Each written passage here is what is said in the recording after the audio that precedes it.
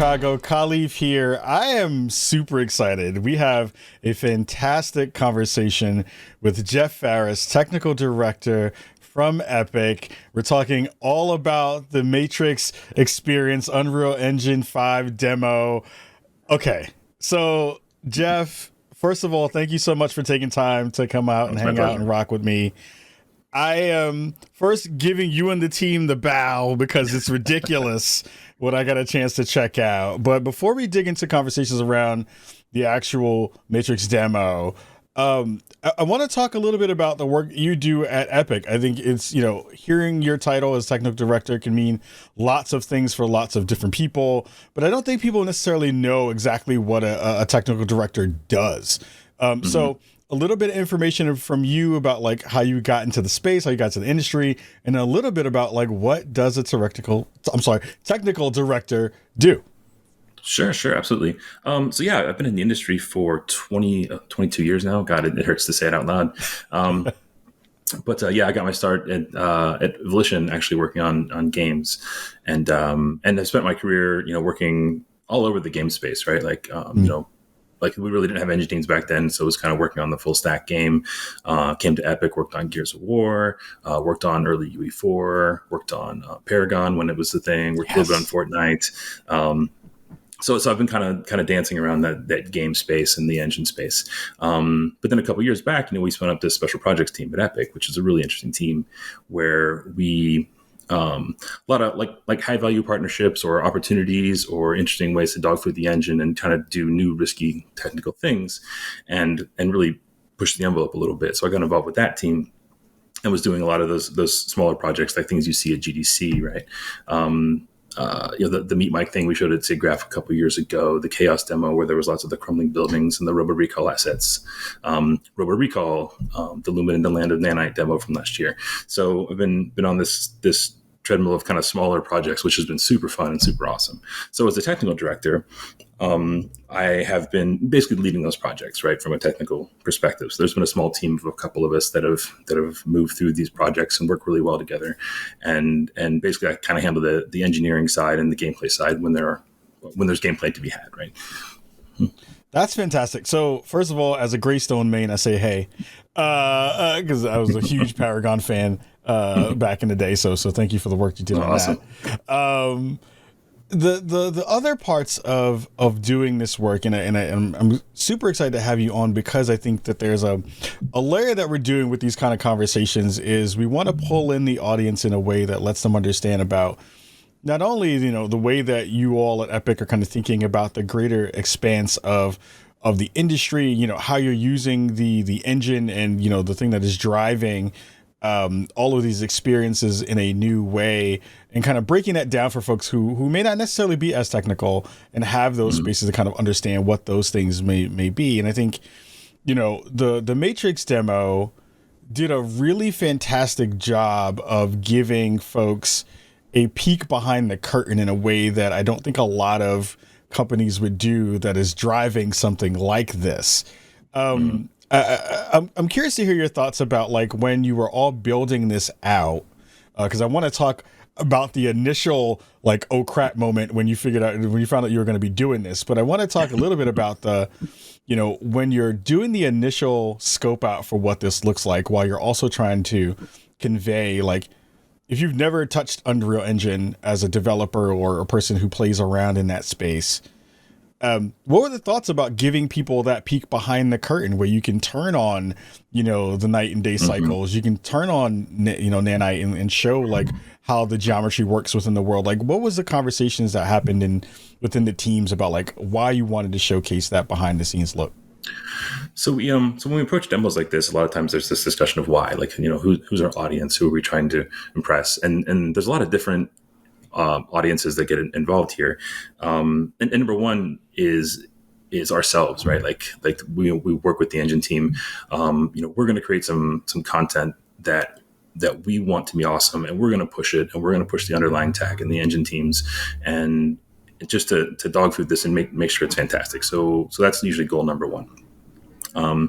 Beyond that, we want to impress other developers, right? Because we license our. I'm sorry, can you just some background go on?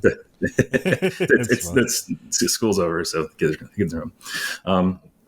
We're trying to impress other developers, and we want to, we want to make something that can kind of showcase what we're doing, right? So there's people who are going to license the engine, or other people who are going to make games. And then number 3, with this one, coming out of the Lumen and the Land of Nanite demo, we had. We were sort of denied this opportunity to put it in people's hands at a trade show like GDC or something because of COVID. Like we literally finished that demo on the last day that we were in the office before shutdown. And so then we started rolling into this demo, and we're like, well, okay, how do we show people this is real? Because a lot of people, I mean, like we can say it's real, but it's just a YouTube video. How do we really show what these next gen consoles are capable of? And we're like, okay, well, we're going to ship it. We're going to put this in people's hands, right? So then we have this other element. Okay, well, now we have to give a satisfying experience to customers, to just console owners. So really, we tried to design an experience that hit all those beats. And we were very concerned actually that people were going to think we were going to make a game. So the tools themselves are fun to play with, like moving this on and seeing stuff. You haven't seen that in a lot of games. Mm-hmm. And those little toys are fun to play with, but we also wanted to just lean into the concept that we're a tech demo, right? Like we're not trying to announce a new game here, right? We don't want those kind of expectations coming into it and to disappoint people because like, oh, they made a GTA style game. Like, no, we didn't. We made a tech demo. I wondered about that too, because that is a very interesting line. So like one of my favorite things, because I like GDC is my favorite conference to go to. Like I know a lot of folks in the industry are like E3 is my thing and those kinds of things, and DICE is my thing. GDC is my favorite place because it's a place where I get to feel the dumbest all the time because I'm like, I have no clue what you're talking about. No, but I completely relate. There are so many fun people, but there's so many brilliant people in those spaces, right? And I think, when you get a chance to set that expectation, usually that happens at GDC when you do the State of Unreal. And those State of Unreal shows have this confluence of all these things that are happening that are surrounding the engine and ideas around like what the space is going to be in the next couple of years and how Unreal Engine will be the kind of driving force for a lot of that stuff. When you then boil all that down into a tech demo that you give other people in the world in a way that is not dev focused, what is the kind of like biggest worry that you all have when it comes to kind of giving kind of, layman's in that way a space to kind of play with things that are super techy on the other side? What's that kind of conversation been like? So the expectations thing is one. I think another one is that like our team in general hasn't shipped a lot of things to consumers, right? Like the whole process, there's a whole nother level of quality and stability that you have to hit by shipping something out. Like the GDC show floor is a fairly controlled environment.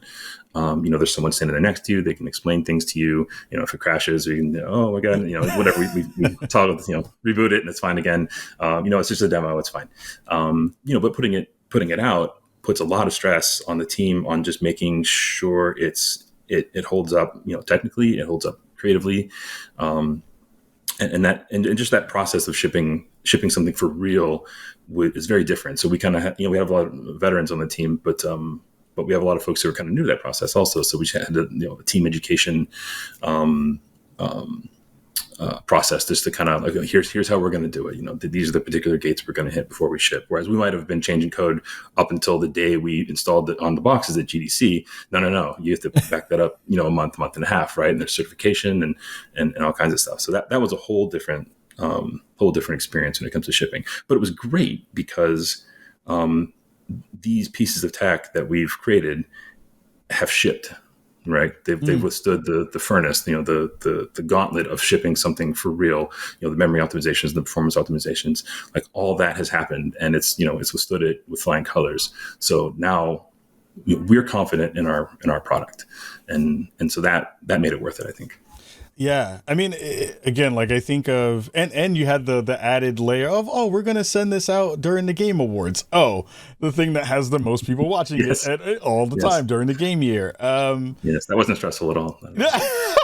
I mean, I'm sure no one lost any hair or any of the stuff. But I think the part that really brought it home for me, because I like, full transparency, being in this Epic Ambassador program has given me access to folks like you and other folks who I want to nerd out about small things about, but then also kind of talk about the more expansive layers of what's happening. And I've been a big Quixel fan, right? Like that's a, you know, I have my own little Quixel like standee with the little finger, like if you got a sporting event.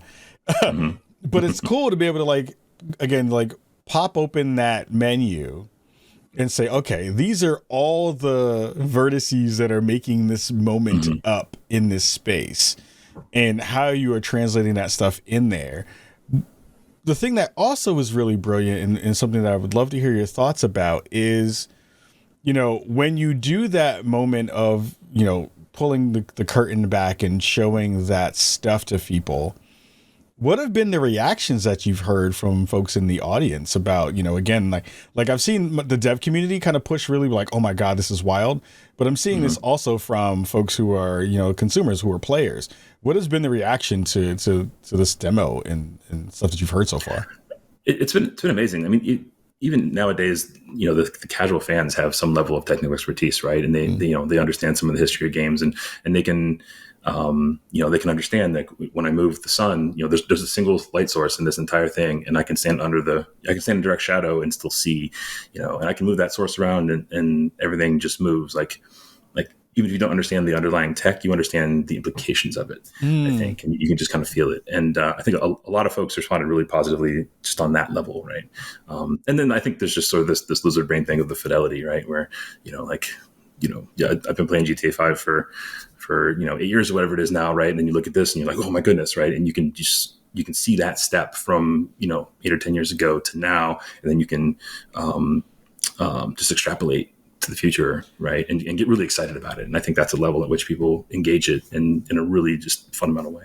I think that was the thing that always pulls forward to me too, is, you know, I straddle a couple of different lines with working in the industry, doing a thing from the media side, and then being just a fan of tech and of games.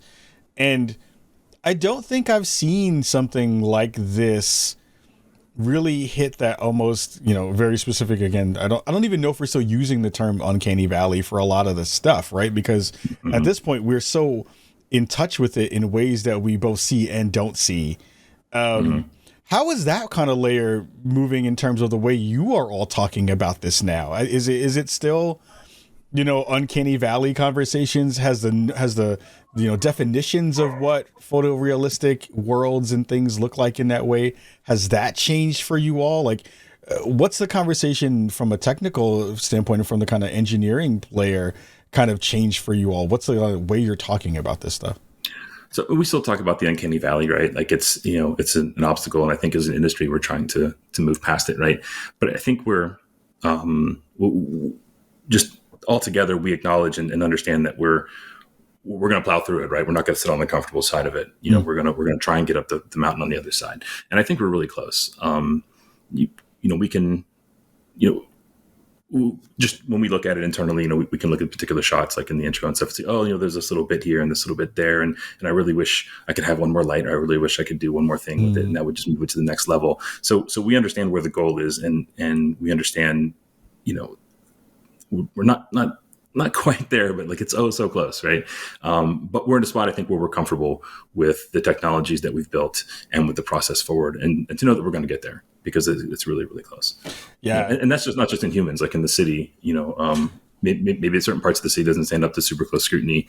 But that's okay, right? Like I've seen shots on Twitter and stuff that I literally have, you know, is that real? Yeah. Yeah. You know, that's us, right?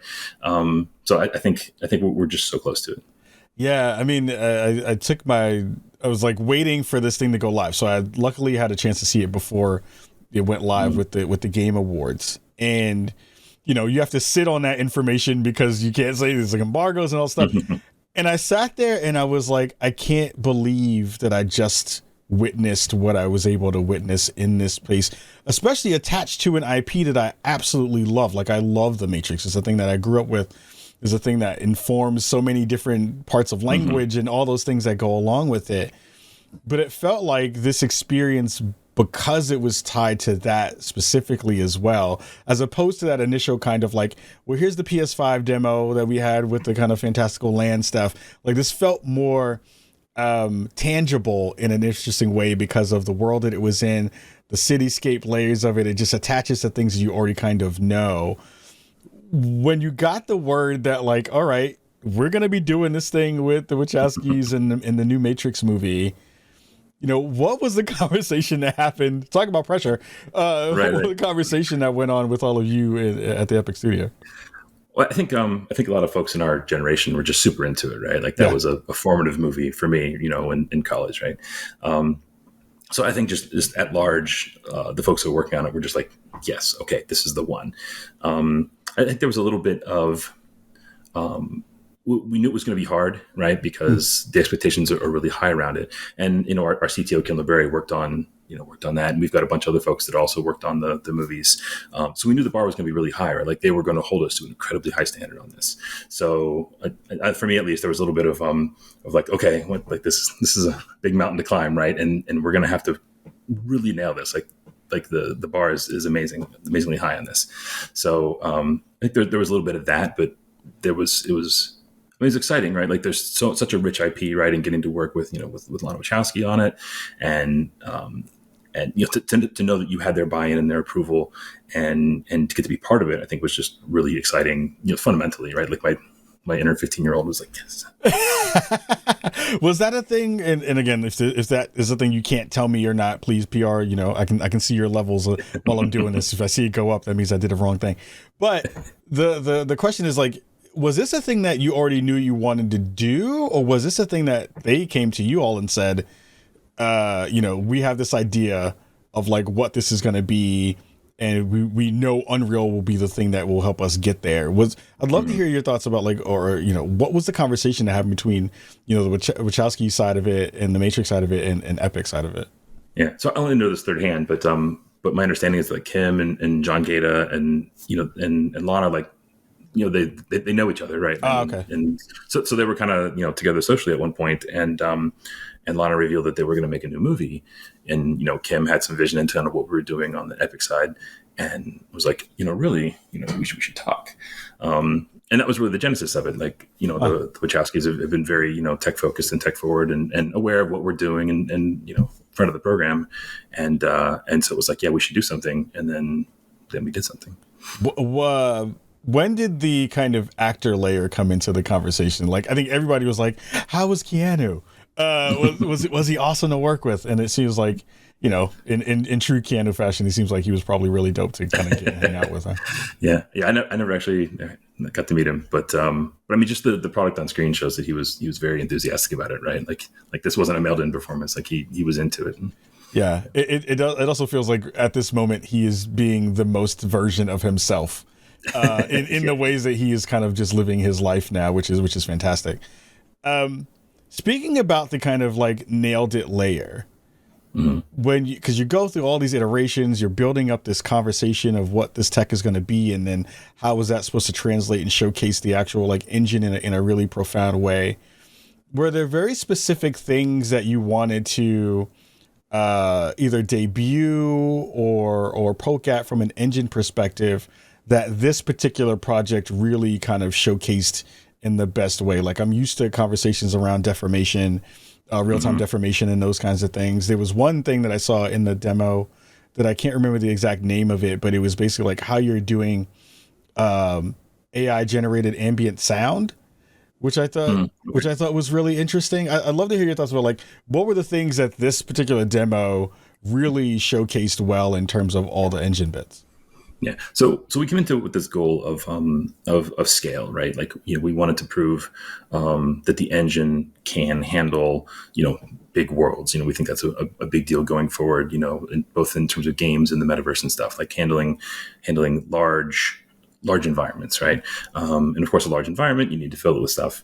So this idea of scale, like, in terms of physical size, in terms of density and fidelity of detail, in terms of the number of dynamic agents in it, in terms of the workflow, like that's a huge deal, right? Like if I can't load this massive map, and I can't work in it, then how can we proceed, right?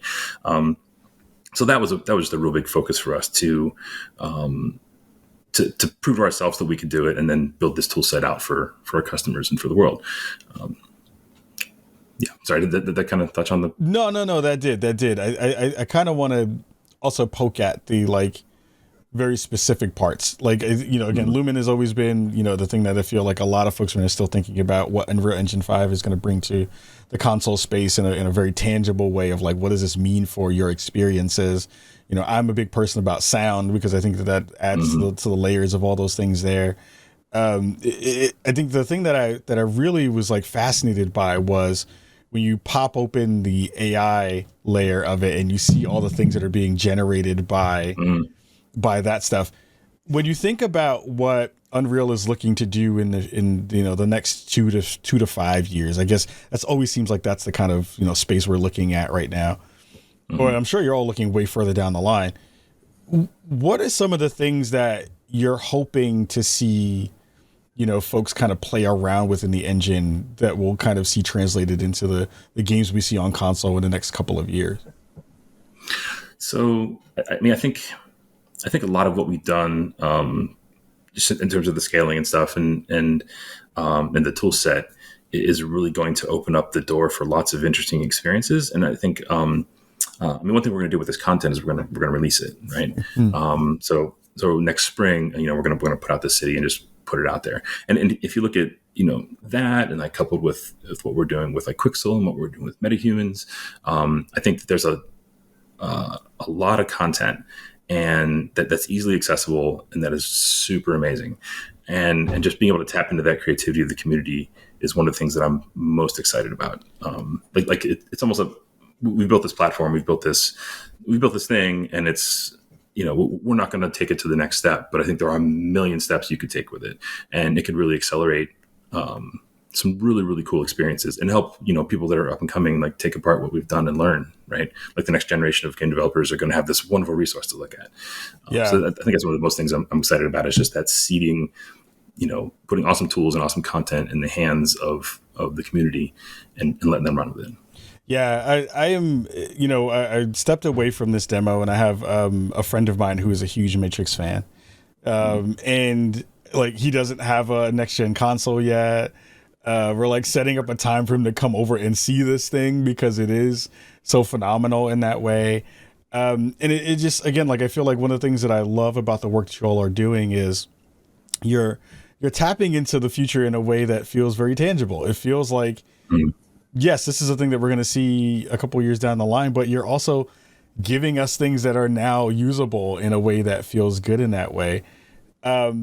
Last question is, when you think about, the future of virtual production, when you think about the future of game making, when you think about the future of, how, I, as a person who am not a dev in that way, but have access to the tools, what are you thinking about? Like, what do we see from the space moving forward? Is this a space where, you're going to see more people who are not classically trained, kind of coming to the space and making experiences that have this layer of fidelity and have this kind of, gravitas to it? Yeah, absolutely. I think there's always going to be room for expertise, and there's always going to be, you're going to want to build your skills, right? And like, good skills are going to produce good content. But by removing those barriers, I think we democratize it a little bit, right? People that want it, like, it's not like this level of fidelity and like this tool set is not an exclusive domain of someone with 20 years experience at this point, right? Like the mountain's lower. Like, it's a bad metaphor, like, you can put on a backpack and get to the top of it if you really want to, right? This isn't Everest, this is, Mount Rainier or something. And I think that's what we're shooting for, right? It's just to kind of remove those barriers of entry to make it more accessible and to just open the creative space, open the possibility space, both in terms of, experiences and in people that can access them and who can create them. Yeah. Last question. I'm a liar. Last question. In the demo, was there a favorite part for you? Was there a thing that you saw and you were like, holy crap, that was the moment? The night mode. Yeah. So the quick story on that is, like, we had, we've been working on this for quite a while and things are starting to come together. And one of our rendering programmers was like, well, we only have one light in this scene that's doing all this work. What happens if you turn it off? And he turned it off, and it was amazing. So he just posted it in Slack and it's like, guys, we got to put this in. And we're like, yes, we got to put that in. That's going in now. and like we really didn't do any specific, art direction or anything on it. Like no one went in there and started tweaking settings. It's just like all these different, emissive materials and the headlights and the street lamps and stuff just lit the scene. And, it's not perfect. Like, we can criticize it and take it apart, but like really it's just like, it's believable. It looks great. So that just amazed me, is how solid and how like robust in general that these technologies are, that just worked. Like, and this is like the first time in my career that anything has just worked when you tried it, right? Like without any real effort. So it's like that's a new universe to live in. I want to live in that universe. So I love it. I mean, I think I flew around, and went to a building that had lights on in the building, and just was like, oh yeah, there's like lamps here and there's a bed here, and like the stuff is actually like bouncing the shadows off this in the right way, even though it's like low, it looked a little bit low res because you don't have to go see that stuff. But it was great to know that even within those small pockets of stuff that you may never go to, all of it is still working, which was super cool to kind of see that stuff happen. So the tech's amazing. Those guys are wizards. It is brilliant stuff. Jeff, thank you so much for taking time to come and hang out with me today. Again, I love having these conversations with folks on the inside who know, who can share that information with our audience. And hopefully, we'll see you at another State of Unreal in the future and get a chance to say what's up in person. Everybody at home, thank you so much for watching. We'll have another one of these next month, so make sure you're coming through and checking out the show. We'll see you all very, very soon. Much love and peace.